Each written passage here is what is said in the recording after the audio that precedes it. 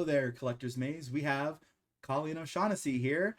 If you don't know Hi. who she is, you better find out real quick. I'm gonna let her introduce herself. That's what I do with everybody. So, Colleen, just kind of tell us who you are, what you've done, what we might have heard you in, and Sure. what all you've been up to lately. Hi, I'm Colleen O'Shaughnessy. I'm a voice actor. You might know me as Tails or Sora from Digimon or Ino and Konohamaru from Naruto. I'm Chocho on Boruto. I was Jazz on Danny Phantom. You can see that behind me. Wasp on the Avengers. Dot dot dot. Lots of video games and shows and movies and yay. Awesome. That's Yeah, me. tons of stuff, tons of stuff. So, how did you get into voice acting? How did that all begin? And what have you been doing lately? So I got started. I was doing musical theater in college, and I didn't know where I was headed afterwards. I was doing 2 degrees at the same time. It was Oh, it was wow. crazy bananas. But I always just did voices, and I was doing some at the end of a dance class of all things. Hmm, I'm a singer who moves well. hmm, I'm not quite the dancer. My daughter's the dancer. gotcha. Anyway, the instructor came over and she's like, "Was that you?" And I'm like, "Sorry, they just come out." And she said, "No, you need to do voiceover." And that was the first time that I was like, whoosh, like, oh my gosh, yes, I do. I always watched Wonderful World of Disney and The Muppet Show and Saturday morning cartoons, because back in my day, we only had Saturday morning cartoons. I too. I Scooby too. Doo, like, all of the Warner Brothers stuff, like, that was my jam. And I was like, oh, that's somebody's job. I want that to be my job. And so I moved to LA because at the time, that was the place to do it. And these days, you can be anywhere. Um, but yeah, so that's how I got started. I came out to LA and I just started picking people's brains. How do I do it? And I did things a little bit backwards. I kept taking acting classes, but I put together a demo before I took an actual voiceover class, like specifically like working on my. So luckily, that one it worked out for me. And I actually think I still have some pieces of that original demo on my demo, Oh, which is wow.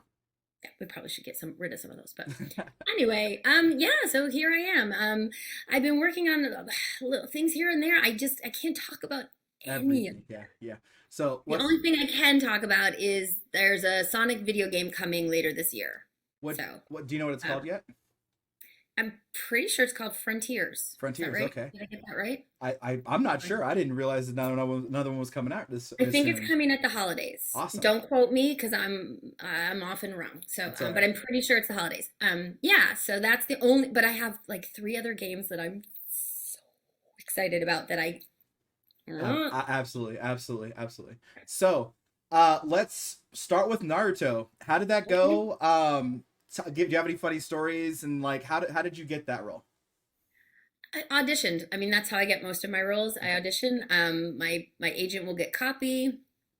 I will look at the sides. I'll give my take on, they'll give you a description of what the character is, and I'll give my interpretation, and then hopefully it all works out. So when I first was cast in Naruto, I was both Ino and Konohamaru cast at the same time, which that was really fun. Yeah.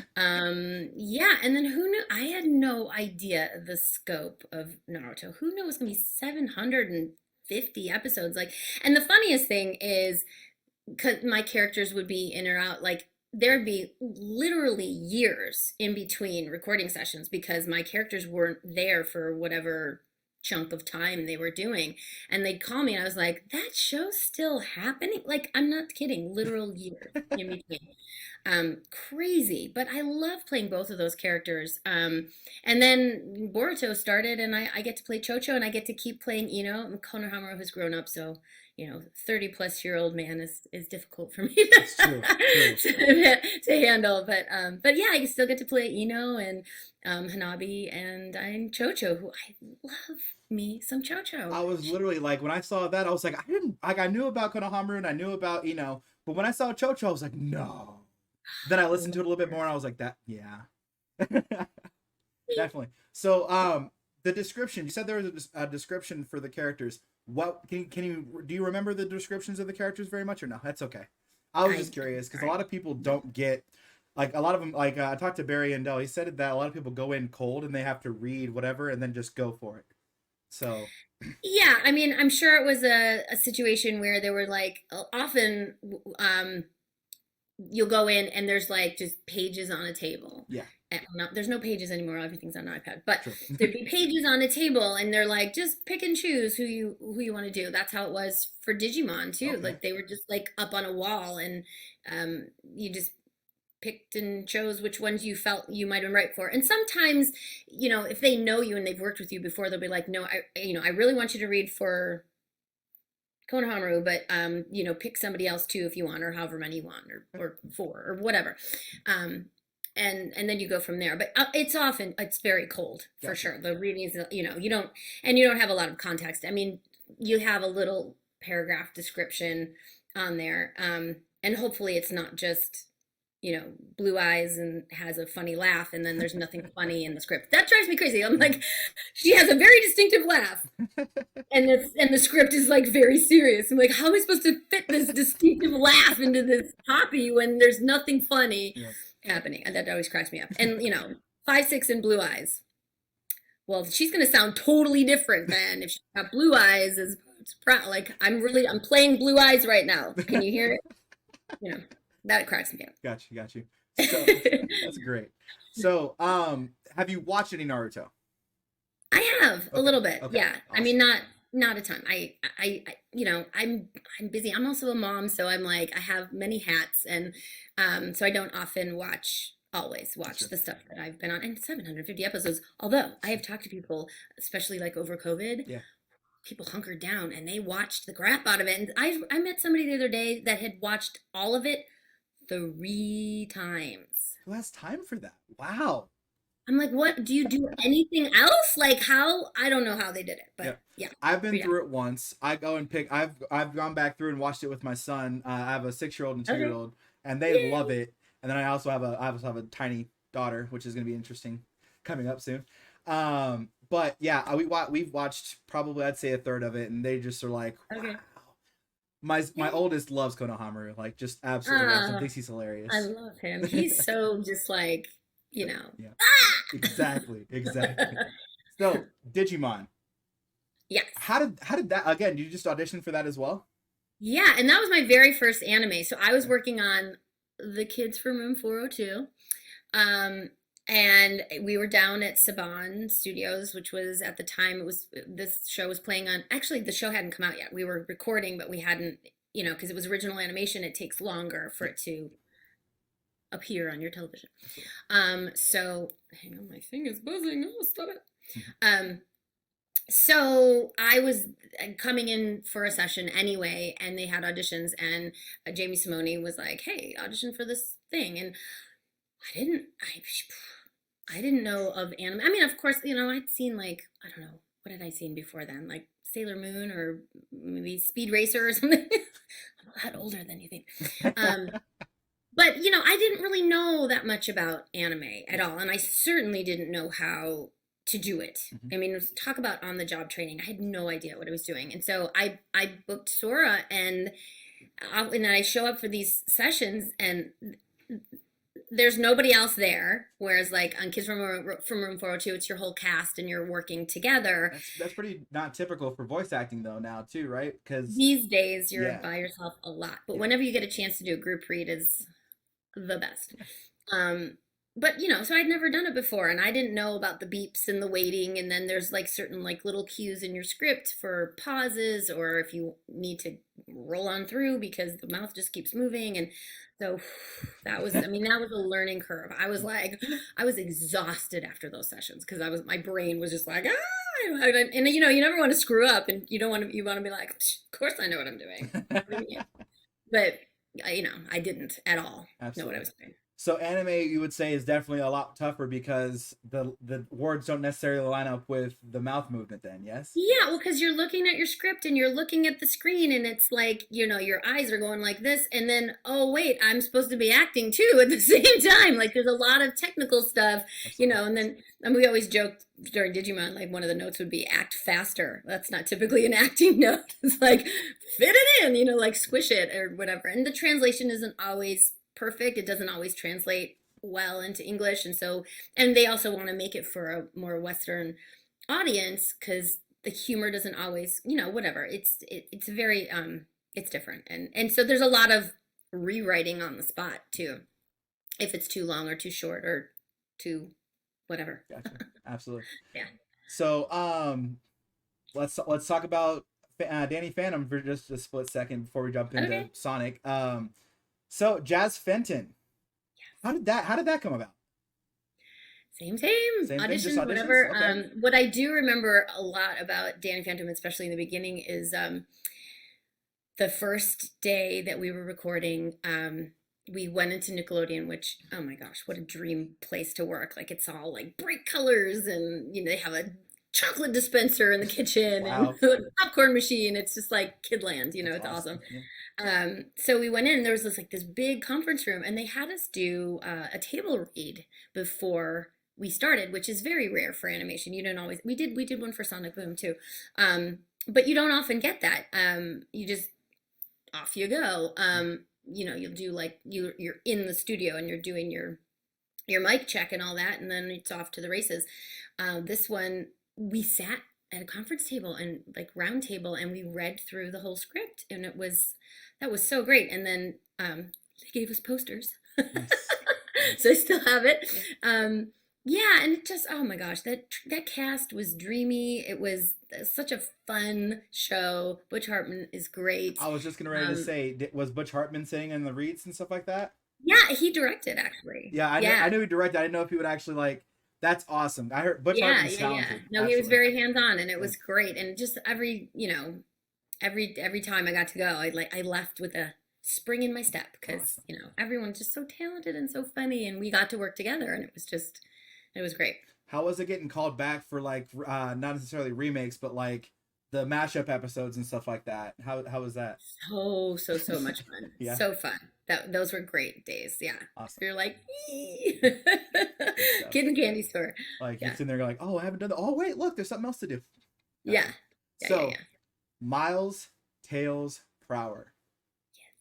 My little dude. Absolutely. How, again, probably just an audition, right? Just an audition, and I Just was an audition. auditioning for the show for Sonic Boom. Okay.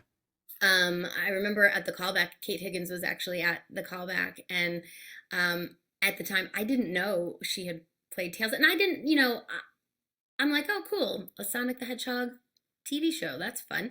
I had played Charmy the Bee, in a couple of video games before that, and so this was a different thing, and it was, it just was different, and so I was talking with her in the lobby. She had been called back for Styx maybe, or Amy. Okay. I'm not sure. No, I don't know. Gotcha. But whatever. We were sitting there, and I was like, "Oh my gosh, that's your part. I don't want to take it." She goes, "No, no, no, it's not going to happen. If I can't have it, you should, go for it. Whatever." So I went for it, and Absolutely. we actually did a video game before we started working on the show. Okay. Um, and then here we are, 8, 9 years later, and I got to do the movie. I mean, just it's been magical. I'm so Absolutely. lucky. I still can't believe like I thought it was like when I saw the first Sonic, like when they released, Ugly Sonic or whatever, I thought the movie was done. Which, by the way, if you haven't watched the Chippendale movie or the new Chippendale movie, I heard about that. I haven't seen it yet, but I heard that, yeah, they put him in there. they I find that wreck very him. funny. They wreck him. It's vicious. But I thought at that point it was dead. But then the fans, how often do fans come in and get to change something in a movie? Like that's just how the power of Like Sonic never? is. I don't know. Never. I don't know. But yeah, and then my getting to do the credit scene was, I mean, I don't know that if it was how last minute it was, but it seemed a little bit last minute, and they were like, "Cool, let's do this scene." And they certainly didn't know at that point that they were going to get to do a second one. It hadn't even come out yet, but thinking, Wishful if thinking. there were to be a second one, would I get to do it? Probably not. I mean, why? Why would I if they didn't use, that just doesn't happen. We get replaced all the time, and I'm so grateful that they didn't. Yeah, the movie wouldn't have been the same without him. That's for sure. And it probably wouldn't have been the same if you weren't doing the voice. So you started with Sonic Boom. Well, I guess you said you started with a video game before that. Do you remember what video game that was? The Sonic Boom video game? I'm Oh, not so sure. Sonic Boom I'm video. Okay. terrible at that. You know, they often don't tell me what they're called either. Like, I know I'm going in for a Sonic game, but I Yeah. don't always know what they're called. I used to have to ask my son which ones I was in and which Got you. ones I Got you. No wasn't. worries. No 'Cause worries. I don't know. They don't Absolutely. always tell me. So, So we got your big ones out of the way. yeah. Give me another role that you really enjoyed doing that maybe people don't even know you did. Glitter Sunny. Glitter Sunny. From the Okay. Glitter Force. Oh Okay. my gosh, that was so much fun. Yeah. Mary Elizabeth McGlynn was directing, Huh. and I mean, look at it. Yeah. It's It's adorable. the Glitter Force is amazing. These, it's sort of Sailor Moon-ish. Like, they've got the schoolgirl outfits, and then they become these superheroes, and they're I forget how many of us were there. Five? 1, 2, 3, 4. Yeah, 5. There's 5.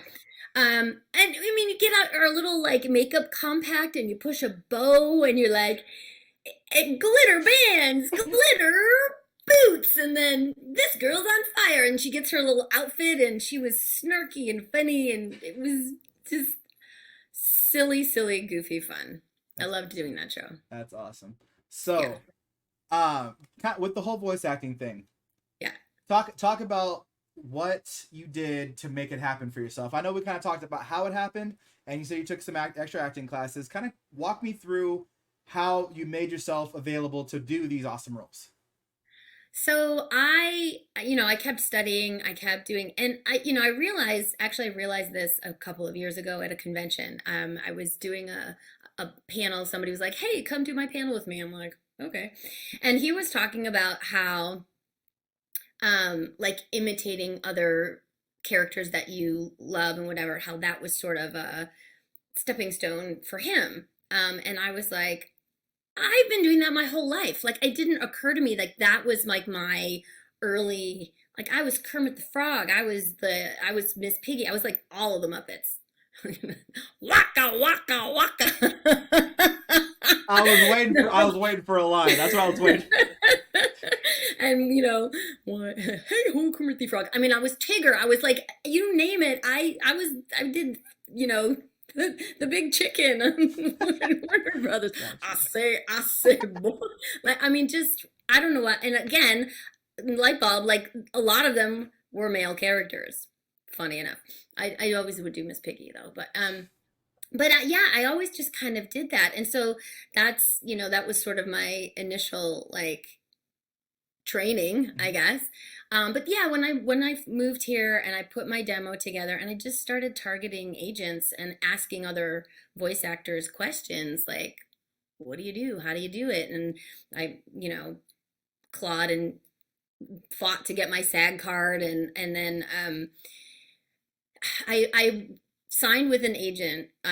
He sent me out. They used to do a thing called hip pocketing back in the day, and I don't know if they do that anymore, but they used to sort of just like try you out before they officially signed you. Okay. And so this guy was trying me out just to see, whatever. Mm-hmm. And I went to producers for a show, and he was like, well, let's sign her.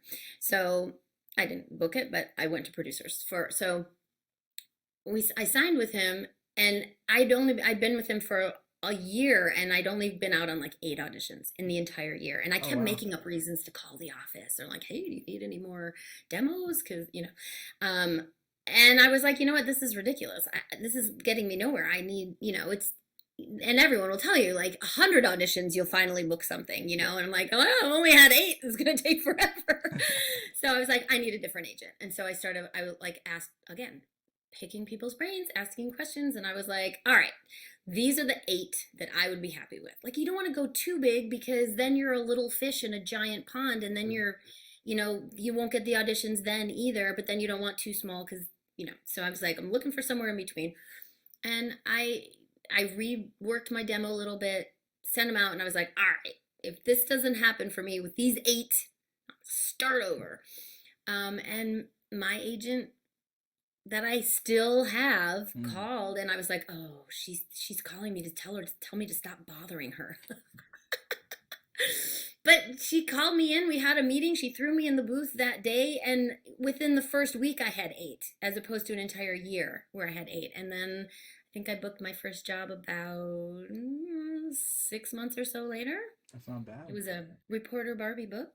It's Reporter fun to Barbie be a book. reporter. Yes, it was one of those ones you push the buttons. See, and people don't realize that there's voice actors behind that too. They don't just pull them from a movie or something. There's people who actually Yeah. record for that. That's cool. And commercials too. Like I've done lots and lots of commercials that you just at first I was like, no, no, I want to do animation. I don't want to do commercials. Well, yes, I do. Now I do. I've done McDonald's and Yahoo and Oh wow, Whole Foods and wow, Dish Network and like so that's Lexus. awesome. So Yeah. work hard and be relentless. It sounds like. Yes, and that's the thing. Like don't give up. Like just keep rolling. And you have to think in terms of creating full-fledged characters. Like if you can do funny voices, that's great. If you have an interesting sound, that's awesome. But you have to learn to do more. Like you have to be able to sustain that character in any given situation, and that's where the acting comes in. All the who am I? Who am I talking to? Where's this person been? Where are they headed? Like all of those things. Even if it's a cartoon character, they're still, in my mind, they're still a person. They still have 100%. a whole thing going on. So Yeah, someone wrote not just a character at the service level. There's intricacies and little things to get. yeah, So absolutely. right. So Yeah, yeah. what is on your agenda for let's just shoot the next 4 months since you're going to be here in just over 4 months. What's Yes, up for you the next 4 months? oh, okay. So I know I don't know You what look, I've done. I bet you're It's a little busy. bit crazy. I look at my schedule. I'm like, Yeah. so work for sure. Yay for that. But so my daughter's graduating this week, Wait, so that's high gonna be school? yes, No way. yeah. Way. Wow. I know. I'm having a lot of feelings I today. bet. Um, You just got so act cool. Act cool. no, well, it's whatever.